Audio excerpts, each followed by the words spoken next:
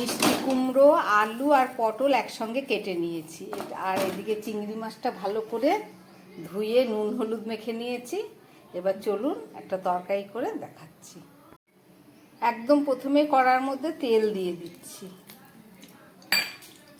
এই তেলের মধ্যে আমি চিংড়ি মাছটা ভেজে নিচ্ছি।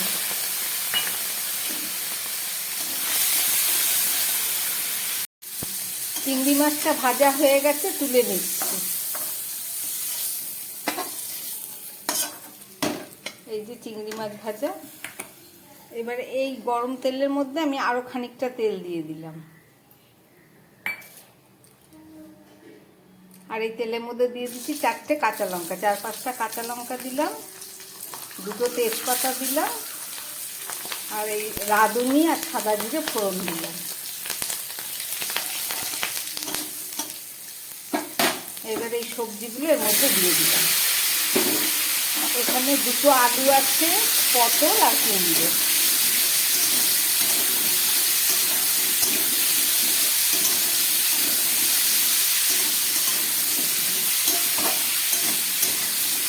গরমের সময় এই তরকারি দিয়ে খেলে পেট ঠান্ডা থাকবে। খুব কম তেল মশলা দিয়ে রান্না হচ্ছে। সবজিটা প্রায় 3 মিনিটের মতো কষিয়ে নিয়েছি। এবার দিয়ে দিচ্ছি পরিমাণ মতো নুন, আর দিয়ে দিচ্ছি পরিমাণ মতো হলুদ। নুন হলুদ দেওয়া হয়ে গেল। এবার দিয়ে দিচ্ছি 1/2 চামচ ধনে জিরের গুঁড়ো। এর থেকে মশলা আর বেশি কিছু দেব না। এবার এটাকে খুব ভালো করে কষিয়ে আমি জল দিয়ে দেব।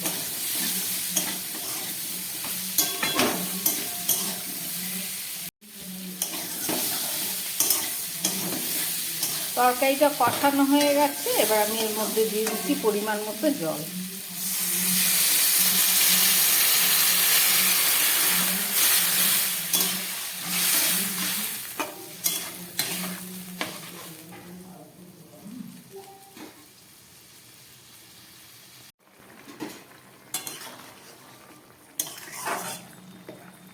তরকারিটা ফুটে উঠেছে। এবার আমি এই ভেজে রাখা চিংড়ি মাছটা এর মধ্যে দিয়ে দিচ্ছি।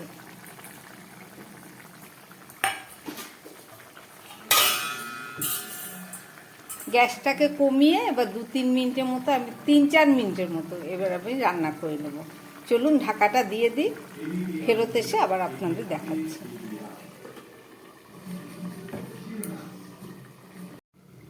3-4 মিনিট পরে ফেরত আসলাম। এবার ঢাকাটা খুলে দেখাবো। দেখুন একদম তরকারিটা জল শুকিয়ে মাখো মাখো হয়ে গেছে।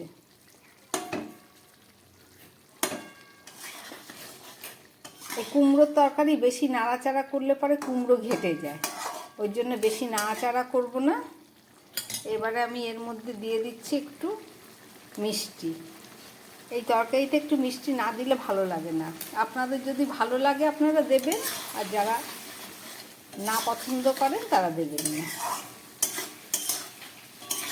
কুমড়ো, আলু, পটল, চিংড়ি মাছ দিয়ে একটা তরকারি করলাম। রেসিপিটা আপনারা দেখলেন। এবার আমি গ্যাসটা বন্ধ করে 2 মিনিটের মতো ঢাকা দিয়ে রাখবো। তারপরে ফেরত এসে আবার আপনাদের দেখাচ্ছি। গ্যাসটা বন্ধ করে দিলাম, তরকারিটা হয়ে গেছে। এবার আমি একটা ঢাকা দিয়ে দিচ্ছি। 2 মিনিট পরে ফেরত এসে আবার দেখাবো। রান্না হয়ে যাবার 2-3 মিনিট পরে ফেরত আসলাম। এই যে তরকারি, কুমড়ো, আলু, পটল, চিংড়ি মাছ দিয়ে একটা সবজি রান্না করলাম। একদম কম তেল মশলা দিয়ে রান্না করলাম। গরমের একটা উপযোগী খাবার। এই তরকারি ভাত, রুটি, পরোটা যা কিছুর সঙ্গে খাবেন, দারুণ সুস্বাদু। আমার বানানো এই রেসিপি যদি ভালো লাগে তাহলে আমার চ্যানেলটাকে লাইক করবেন এবং সাবস্ক্রাইব করবেন। নমস্কার, সবাই সুস্থ থাকবেন, ভালো থাকবেন।